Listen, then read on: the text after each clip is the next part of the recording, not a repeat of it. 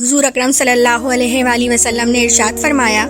کہ دو آوازیں ایسی ہیں جو اللہ تعالیٰ کو اتنی ناپسند ہیں کہ جہاں سے وہ آواز اونچی ہوتی ہے اوپر سے اللہ تعالیٰ کی لعنت ہوتی ہے۔ پہلی آواز آپ صلی اللہ علیہ وآلہ وسلم ارشاد فرمانے لگے